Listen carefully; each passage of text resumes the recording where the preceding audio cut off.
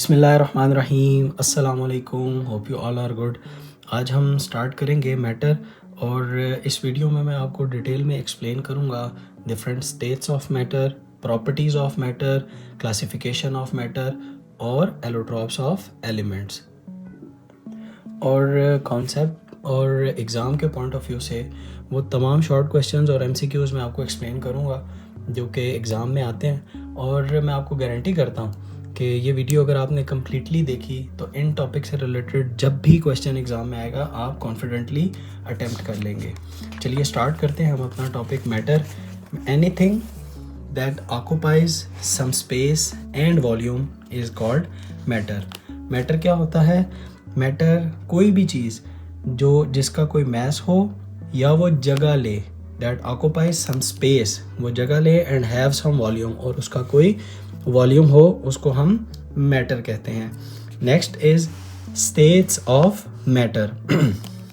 There are basically 4 states of matter. States कहते हैं हालत को, कि वो किस हालत में वो मैटर्स एग्जिस्ट कर सकते हैं। हमारे पास basically there are basically 4 states of matter: solid, liquid, gas and plasma. Solid, liquid, gas and plasma.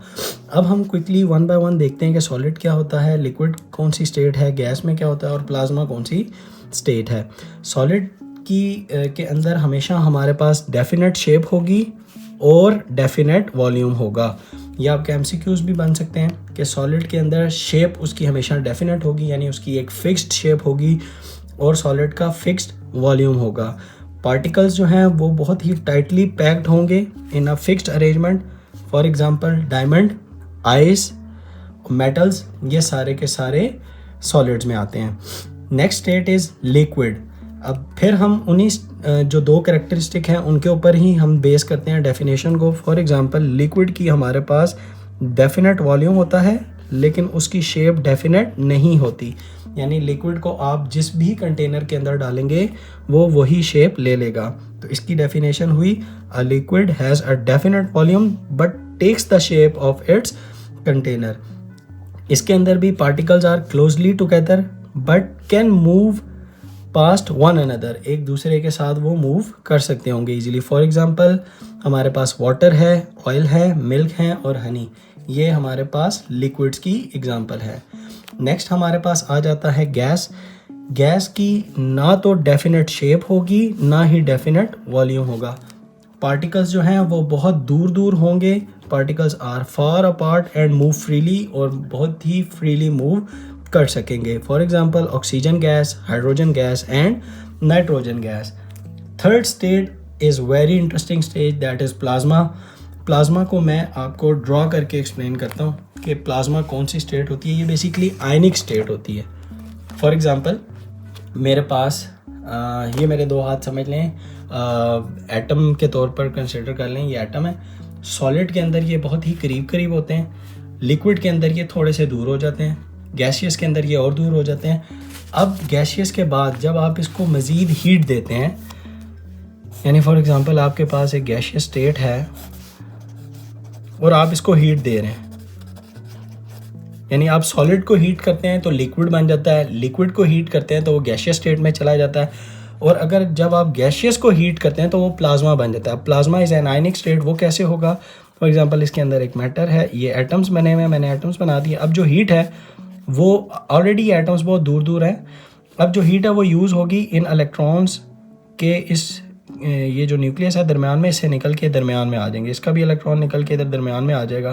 तो ये एक इलेक्ट्रॉनिक पूल बन जाएगा जिसमें यानी एटम जो होंगे वो पॉजिटिव आयंस होंगे और इलेक्ट्रॉन्स बीच में इस तरह फ्लोट कर रहे होंगे।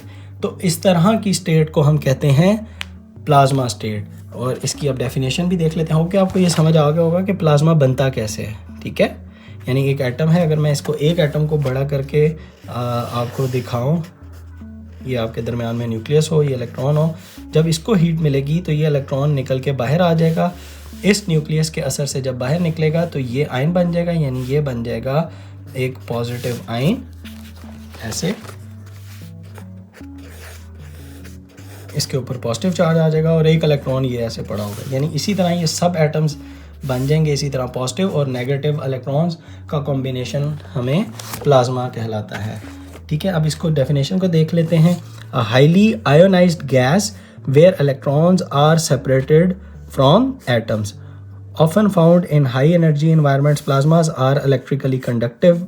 ये इलेक्ट्रिकली कंडक्टिव होते हैं, यानी इलेक्ट्रिसिटी कंडक्ट कर सकते हैं। For example the sun, lightning, welding arcs and solar and wind etcetera. इसकी एग्जांपल्स लाजमी याद रखिएगा। ये एक इंपॉर्टेंट स्टेट है, ये आपसे पूछ सकता है शॉर्ट क्वेश्चन के लिहाज से। नेक्स्ट हमारे पास 2 और स्टेट्स भी इस कोर्स के अंदर इन्होंने शामिल की हुई हैं, वो भी देख लेते हैं और मैं आपको बताता हूँ कि वो क्या होती हैं। इनका नाम है एक्सोटिक और इंटरमीडिएट स्टेट्स, ये इनके नाम है। और उसकी 2 टाइप्स हैं हमारे कोर्स में। एक है BEC बूज आइंस्टाइन कंडेंसेशन स्टेट और दूसरी है लिक्विड क्रिस्टल्स। पहले देखते हैं बूज आइंस्टाइन कंडेंसेशन स्टेट को। ये क्या होती है? ये स्टेट एग्जिस्ट कर रही होती है near absolute zero. Absolute zero temperature क्या होता है? यानी जो ज़ीरो टेम्परेचर होता है, यानी जिससे नीचे कोई टेम्परेचर एग्जिस्ट ही नहीं कर सकता, उस टेम्परेचर को हम कहते हैं एब्सोलूट ज़ीरो टेम्परेचर। और उसकी वैल्यू अगर आप देखें तो हमारे पास होती है डिग्री सेल्सियस में -273.16 डिग्री, केल्विन में होती है हमारे पास 0 kelvin.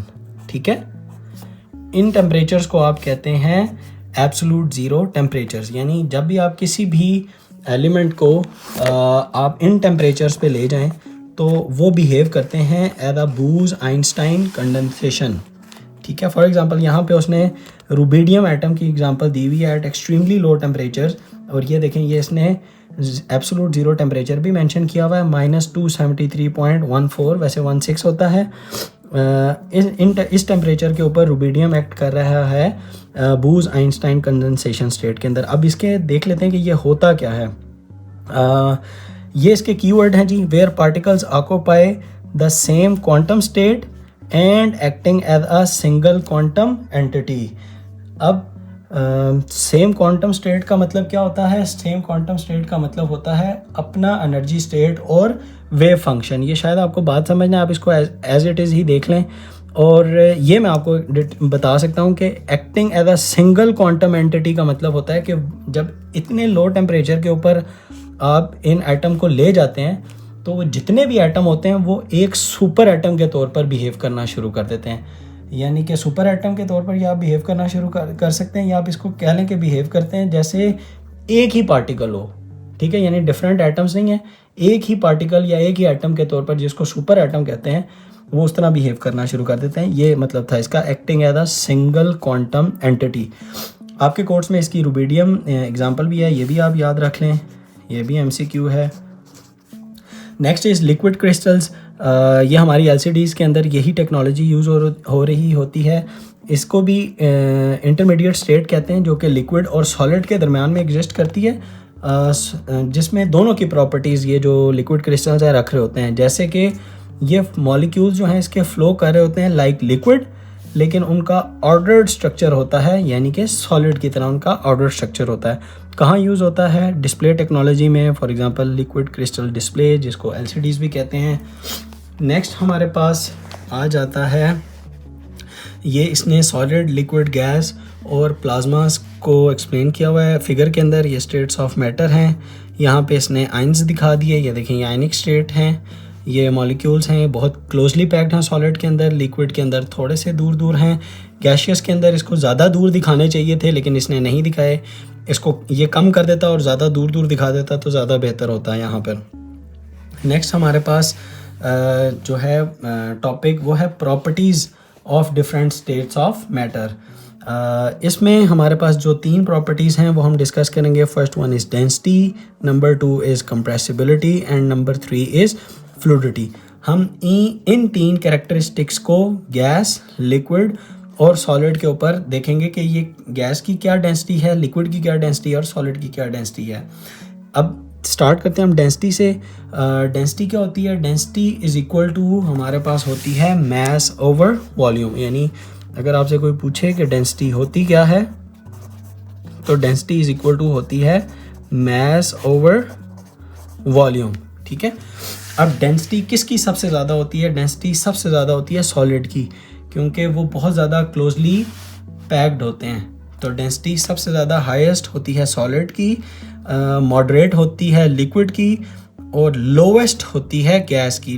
Low density at normal conditions due to large spaces between molecules, क्योंकि वो दूर दूर होते हैं और वॉल्यूम ज़्यादा ऑक्यूपाई कर लेते हैं। और जब आपके पास वॉल्यूम ज़्यादा होगा तो डेंसिटी कम हो जाएगी। इन्वर्स रिलेशन है डेंसिटी और वॉल्यूम का, इसलिए गैस की जो डेंसिटी है वो हमारे पास मिनिमम होती है।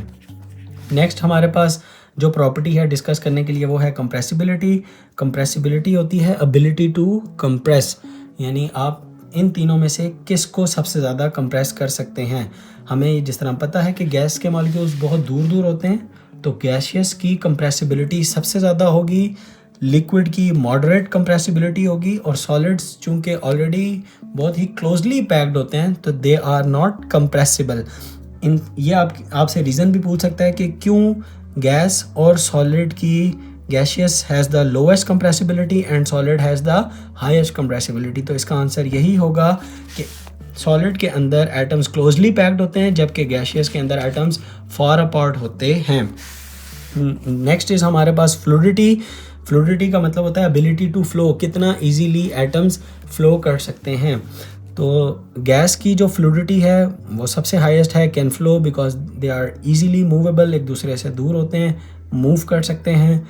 लिक्विड भी इजीली मूव कर सकते हैं, जबकि सॉलिड के अंदर they can not flow because they are tightly packed, और इंटरमॉलिक्यूलर फोर्सेस बहुत स्ट्रांग होती हैं। और यही रीज़न है इस बात के कि सॉलिड जो है फ्लूइडिटी नहीं होती सॉलिड में, जबकि gaseous has the highest fluidity. तो reason intermolecular forces are strongest and intermolecular forces are the weakest. तो ये मैं साथ साथ आपको इनके शॉर्ट क्वेश्चंस भी बता रहा हूँ कि अगर वो ये पूछ ले कि ये क्यों है, तो मैंने आपको वो ऑलरेडी एक्सप्लेन कर चुका हूँ। हमने तीनों प्रॉपर्टीज़ देख ली। अब हम देखते हैं क्लासिफिकेशन ऑफ मैटर, यानी आप एक मैटर को क्लासीफाई कर सकते हैं बेसिकली तीन तरीके से। Number 1 is element, number 2 is compound, and number 3 is mixture. Matter is classified into elements, compounds and mixture. सबसे पहले देखते हैं एलिमेंट क्या होता है। एलिमेंट जो है, अगर मैं इसको वन लाइनर में एक्सप्लेन करूँ तो उर्दू में ज़्यादा बेहतर आपको समझ आ जाएगा। एलिमेंट के अंदर एक ही एटम से मिलकर एलिमेंट यानी बना होता है, एक ही टाइप के, वन टाइप ऑफ एटम, ये कीवर्ड आपने याद रखना है। एक ही टाइप के एटम से मिलकर जो चीज़ बनती है उसको आप एलिमेंट कहते हैं। कंपाउंड क्या होता है, जब एक से ज़्यादा, 2 और मोर, यानी 3 भी हो सकते हैं लेकिन 2 लाजमी होंगे, और 2 डिफरेंट एलिमेंट्स से मिलकर जब कोई चीज़ बनती है उसे कंपाउंड कहते हैं। और कंपाउंड्स जो हैं वो केमिकली एटम्स मिलेंगे, यानी 2 या 2 से ज़्यादा जो एलिमेंट्स मिलेंगे केमिकली, उनसे जो चीज़ बनेगी उसको आप कंपाउंड कहेंगे। और मिक्सचर में हम जनरल वर्ड यूज़ करते हैं सब्सटेंसेस का, यानी एलिमेंट्स और कंपाउंड्स जब फिजिकली मिलेंगे तो उसको हम कहते हैं कि ये मिक्सचर बना है। ठीक है, यानी अगर वो केमिकली मिलें तो वो कंपाउंड है, अगर वो फिजिकली मिलें तो वो मिक्सचर है। यही एक शॉर्ट क्वेश्चन पेपर में आता है कि what is the difference between compound and mixture. तो बेसिक डिफरेंस है उसके एटम्स के केमिकली मिलने का और इसमें कंपाउंड्स या एलिमेंट्स के फिजिकली मिलने का, ये बेसिक डिफरेंस है। अब हम इसको वन बाय वन देख लेते हैं कि ये होता क्या है। Element is a pure substance made up of one and only one atom. It cannot be broken down into simpler substances by chemical means. इसने एग्जांपल दे दी, आपके पास ऑक्सीजन, गोल्ड और कार्बन है। कंपाउंड क्या होता है, is a pure substance made up of 2 or more elements chemically combined. That one is the critical word. In a fixed ratio, compounds have different properties from the elements that make them and can only be separated into their elements through chemical reactions. अगर आपने एक compound बना लिया तो अगर आपने उनको वापस अपने एलिमेंट्स में देखना होगा तो आप उनको केमिकली ही अलग करेंगे। इसको मैं आपको एक्सप्लेन कर देता हूँ। फॉर एग्जांपल, आपके पास H2 एक एलिमेंट है और O2 भी एक एलिमेंट है। अगर आप H2 प्लस O2 को केमिकली मिलाएं तो आपके पास बनेगा वाटर। और अगर आप इसको बैलेंस्ड केमिकल इक्वेशन में देखें तो ये 2 molecules of H2 combined with 1 molecule of gas, oxygen gas, तो हमें मिलेंगे 2 मॉलिक्यूल्स ऑफ वाटर। तो हमें ये वाटर जो है एक कंपाउंड है। जो कि केमिकली मिलने पर, हाइड्रोजन और ऑक्सीजन गैस के मिलने पर मिला है। और इसकी प्रॉपर्टी जो है, यानी जो कंपाउंड की प्रॉपर्टी है, वो डिफरेंट होगी अपने इंडिविजुअल एलिमेंट से। ये भी बात आपने याद रखनी है। और अगर आपने इसको वापस तोड़ना हो, यानी H2O को वापस अपने कॉन्स्टिट्यूएंट्स में ले जाना हो, तो आप इसको केमिकली ही वापस लेकर जाएंगे। ये बात यहाँ पे लिखी हुई थी। इसकी जो एग्जांपल है हम उसमें वो देख लेते हैं। फॉर एग्जांपल वाटर H2O, जो मैंने अभी आपको इक्वेशन बना के दिखा दी, carbon dioxide and sodium chloride. Mixture explain करने से पहले मैं आपको एक टॉपिक और एक्सप्लेन करना चाहूँगा, और वो टर्म है molecule. What is molecule means? Molecules क्या होते हैं?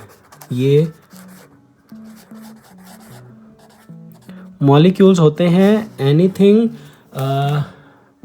that exist independently in nature, exist independently in nature। जो independently exist करे नेचर में, उनको हम मॉलिक्यूल कहते हैं। ये आपको बुक में नहीं लिखी हुई, इसलिए मैं सेपरेटली एक्सप्लेन कर रहा हूँ। फॉर एग्जांपल, वाटर एक कंपाउंड था जो कि 2 डिफरेंट एटम से केमिकली मिलकर बना। अब क्या वाटर का मॉलिक्यूल होगा या नहीं? इसका मतलब ये है कि अगर वाटर का एक मॉलिक्यूल आप अलहदा कर सकें और उसको स्टडी कर सकें, तो वो कहलाएगा मॉलिक्यूल। अगर आप उसको अलहदा करके ना देख सकें, तो फिर वो उसका मॉलिक्यूल नहीं होगा, वो उसका होगा फिर फार्मूला यूनिट। ठीक है। इसी तरह ये कंपाउंड के भी मॉलिक्यूल्स हो सकते हैं और एटम के भी मॉलिक्यूल हो सकते हैं। फॉर एग्जांपल O2 को भी आप देख लें, ये डायटोमिक मॉलिक्यूल है। अगर आप हीलियम गैस को देख लें, नियॉन गैस को देख लें, तो ये मोनोटॉमिक मॉलिक्यूल्स होते हैं। जितनी भी नोबल गैसेस होती हैं, ये मोनोटॉमिक मॉलिक्यूल्स हैं। ये मोनोटॉमिक है, ये डायटोमिक है, और ये मॉलिक्यूल ऑफ कंपाउंड है। NaCl, यस, अगर आप NaCl को देखें तो ये कंपाउंड की फॉर्म, इसको आप मॉलिक्यूल नहीं कह सकते, क्योंकि आप इस एक NaCl को अलहदा नहीं कर सकते, तो आप इसको कहेंगे फार्मूला यूनिट। ठीक है, यानी ये NaCl जो है नमक कहते हैं, यानी ये नमक का फार्मूला यूनिट कहलाएगा, मॉलिक्यूल नहीं कहलाएगा। ठीक है।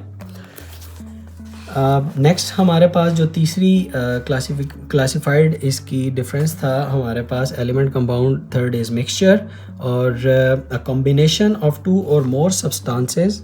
वो सब्सटेंस एलिमेंट भी हो सकते हैं, कंपाउंड्स भी हो सकते हैं, that are physically mixed together but not chemically combined, is called a mixture. For example,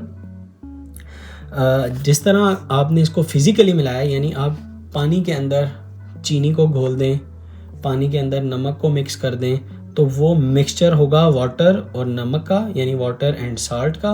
और अगर पानी के अंदर आप शुगर को मिक्स कर दें, तो वो मिक्सचर होगा वाटर एंड शुगर या water and glucose.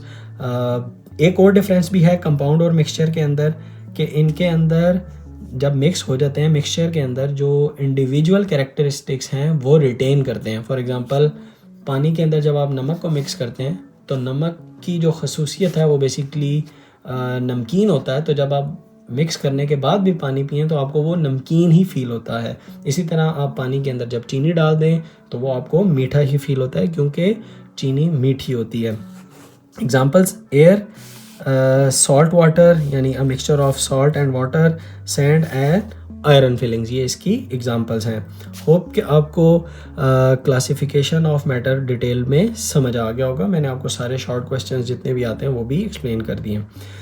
Next topic और आज का हमारा लास्ट टॉपिक है एलोट्रॉप्स ऑफ एलिमेंट्स। एलिमेंट्स के एलोट्रॉप्स। एलोट्रॉप्स थोड़ा सा स्टूडेंट्स को कंफ्यूज करता है। इसके लिए मैं आपको इसके कीवर्ड बता दूंगा कि एलोट्रॉप्स क्या होते हैं, और वो आपने याद रखने हैं।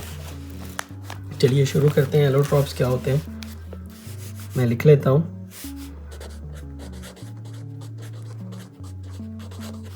एलोट्रॉप्स के जो कीवर्ड हैं 2, वो हैं कि ये हमेशा सेम फिजिकल स्टेट में होंगे, same physical state but different forms,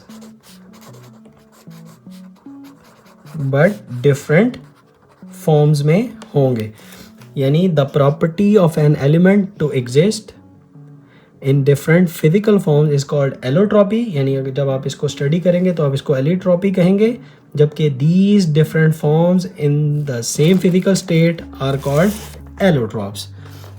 atoms of the same element arrange in the different manner, यानी सेम फिजिकल स्टेट के अंदर जो एटम्स होंगे वो डिफरेंटली अरेंज्ड होंगे डिफरेंट एलोट्रॉप्स के अंदर। फॉर एग्जांपल हमारे कोर्स के अंदर एलोट्रॉप्स जो एक्सप्लेन किए हुए हैं वो हैं कार्बन के एलोट्रॉप्स। अब इसमें मैं आपको बताता हूँ कि सेम फिजिकल स्टेट के अंदर एटम्स कैसे डिफरेंट अरेंज्ड होते हैं।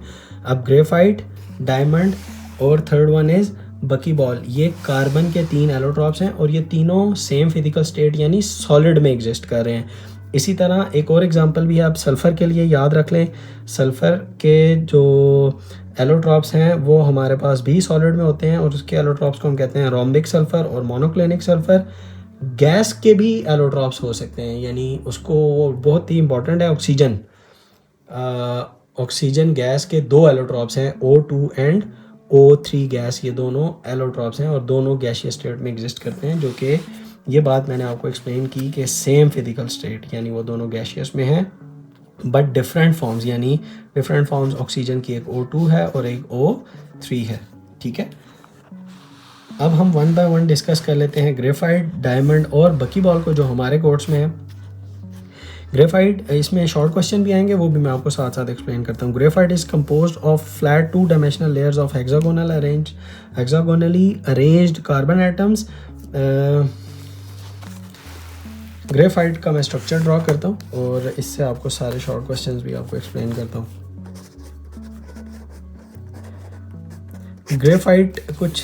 ग्रेफाइट में कार्बन एटम्स कुछ इस तरह अरेंज होते हैं कि हेक्सागोनल शेप होती है ऐसे, ये दूसरा होगा ऐसे और ये ऐसे। ठीक है, इसी तरह एक लेयर और होगी, ये लेयर्ड स्ट्रक्चर में होते हैं।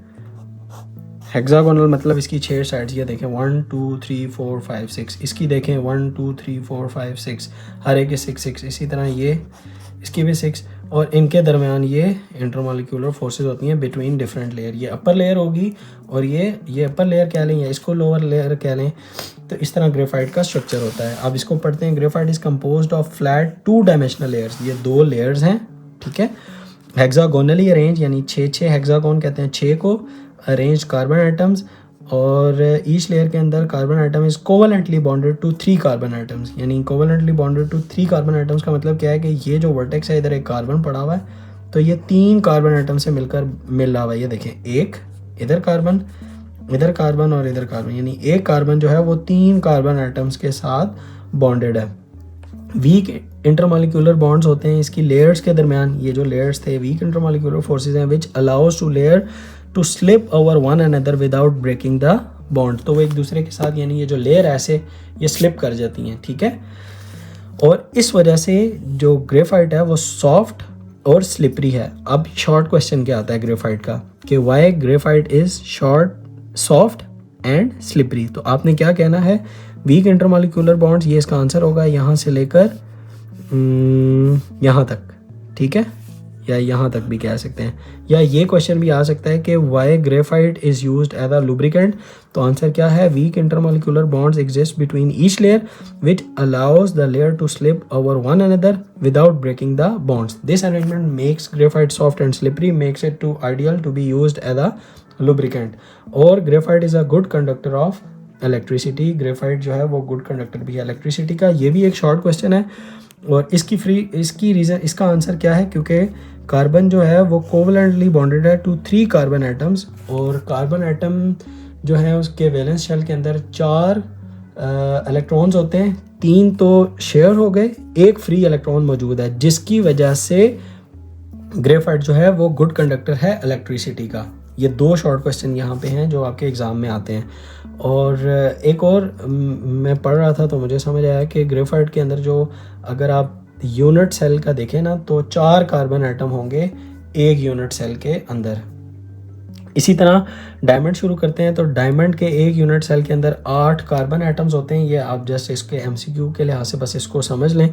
और diamond is the hardest, purest crystalline allotrope of carbon.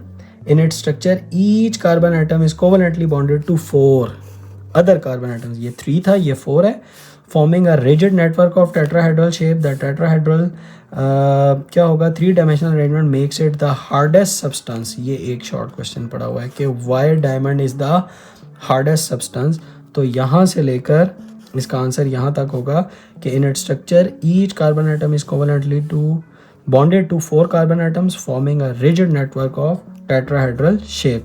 This tetrahedral 3-dimensional arrangement makes it the hardest substance with very high melting point. तो वो ये भी कह सकता है कि इसका melting point क्यों हाई होता है, तो इसका रीज़न भी यही है जो कि हार्डेस्ट सब्सटेंस वाले का था, जो मैंने आपको मार्क कर दिया। यानी यहाँ तक ये दोनों शॉर्ट क्वेश्चन का आंसर है। फिर एक शॉर्ट क्वेश्चन और भी है कि जो डायमंड होता है ये नॉन कंडक्टिव होता है, यानी इलेक्ट्रिसिटी को कंडक्ट नहीं करता। तो इसकी रीज़न क्या है, क्योंकि हमें पता चला, अभी हमने पढ़ा कि जो कार्बन है डायमंड के अंदर वो 4 अपने नेबरिंग कार्बन एटम्स के साथ अटैच्ड है। और वो कैसे होता है वो अगर आप कहते हैं मैं आपको ड्रॉ करके भी दिखा देता हूँ। यानी इसका टेट्राहेड्रल जो शेप है वो ऐसे होता है कि ये अगर एक कार्बन है तो इसके ये 4 ऐसे होते हैं, इसको टेट्राहेड्रल शेप कहते हैं। यानी ये कार्बन, ये कार्बन, ये कार्बन, ये कार्बन, ये। अब ये कार्बन अपने 4 नेबरिंग कार्बन एटम के साथ है, तो कोई भी फ्री इलेक्ट्रॉन हमारे पास अवेलेबल नहीं है। और इलेक्ट्रिसिटी के लिए 2 ही चीज़ें होती हैं कि या तो फ्री इलेक्ट्रॉन हो या फ्री आइंस हो। तो ये इसका आंसर होगा, all the carbon atoms are bonded with other carbon atoms, so no free electrons are present, resulting in the structure being non-conductive. और diamond is non-conductor of electricity। एक ये short question हो गया हमारे पास। Last one is buckyball, the third allotrope of carbon। buckyball को हम फुलेरीन भी कहते हैं, क्योंकि इसकी हिस्ट्री मैं आपको थोड़ी सी पहले बताता हूँ। एक अमेरिकन आर्किटेक्ट थे, उनका नाम था बकमिनिस्टर फुलर। बकमिनिस्टर फुलर उनका नाम था। उन्होंने 1940 से लेकर 1960 तक एक बिल्डिंग डिज़ाइन की थी जिसको हम जियोडेसिक डूम्स भी कहते हैं, अमेरिका के अंदर ही। लेटर ऑन जब बकीबॉल डिस्कवर्ड हुए थे 1985 के अंदर, और वो बिल्डिंग्स बनी थी 1940 से 1960s तक, ठीक है। और ये बाद में लेटर ऑन जब डिस्कवर हुआ तो जो बकीबॉल का स्ट्रक्चर जब देखा गया तो ये बिल्कुल वैसे ही था जैसे उन आर्किटेक्ट ने वो बिल्डिंग डिज़ाइन की थी। इस वजह से इसको बकमिनिस्टर फुलेरीन भी कहते हैं। फुलर उनका नाम था, तो यानी बकमिनिस्टर की फुलेरीन की तरह आल्सो नोन एज फुलेरीन। और बकीबॉल्स होते क्या हैं कि ये बिल्कुल एक football like fused hollow ring type structure होता है, made up of 20 hexagon and 12 pentagons, each of its 60 carbon atoms are bonded to 3 carbon atoms। इसको C60 कहते हैं, यानी एक मॉलिक्यूल के अंदर इसका मॉलिक्यूल होता है। ये इसमें बकीबॉल में आप यानी एक को अलहदा कर सकते हैं, तो इसके एक मॉलिक्यूल के अंदर कार्बन के 60 एटम्स होते हैं, जबकि इनके अंदर अलहदा आप नहीं कर सकते। इसलिए मैंने वर्ड यूज़ किया था unit cell. 4 carbon atom, 8 carbon atom, जबकि इसमें आप अलहदा कर सकते हैं, इसलिए 60 carbon atoms in a molecule. और ये 20 हेक्सागोन, ये MCQs हैं, 12 पेंटागॉन्स इसी के स्ट्रक्चर के अंदर होते हैं। अगर आप देख लें तो आपको समझ आ जाएगा। मैं यहाँ पे आपको बना के दिखा नहीं सकता, जो जिस तरह फुटबॉल की शेप होती है ना हेक्सागोनल, वो एक दूसरे के साथ जुड़े होते हैं। अब ये जो 20 हेक्सागोन है, इसका मतलब ये होगा कि हेक्सागोन इस तरह के 60 फेसेस आपस में अटैच्ड हुए होंगे। कितने? यस 20 हेक्सागॉन्स हैं, जबकि 12 पेंटागॉन्स यानी 12 पेंटागॉन्स 5 साइड्स वाले 12 होंगे। तो जब आप इनको ये फेसेस हैं, आप इनको जब मल्टीप्लाई करते हैं, आपने ये नहीं समझना कि 20 मल्टीप्लाई बाई 60 120, 12 मल्टीप्लाई बाई 560, ऐसे नहीं कार्बन एटम्स की जो है इसकी तादाद निकलेगी। जबकि 20 + 12 इज़ इक्वल टू हमारे पास 32 हमारे पास फेसेस होंगे। आपने ये याद रखना है, यानी उसकी जो पूरे बॉल टाइप इस तरह स्ट्रक्चर जो होगा फुटबॉल का, उसके जो फेसेस होंगे, इसको एक को आप फेस कहेंगे, तो इस तरह के वो बेसिकली 32 फेसेस होंगे। और ये आपका एक MCQ पड़ा हुआ है। ये थे हमारे आज के टॉपिक्स। होप कि आपको आज का लेक्चर समझ आ गया होगा। वीडियो को लाइक कर दें, अपने दोस्तों के साथ शेयर कर दें और मज़ीद कॉन्सेप्ट्स के लिए चैनल को सब्सक्राइब कर दें। नेक्स्ट वीडियो में हम स्टडी करेंगे सॉल्यूशंस की टाइप्स, सॉल्युबिलिटी। तब तक के लिए अल्लाह हाफिज़।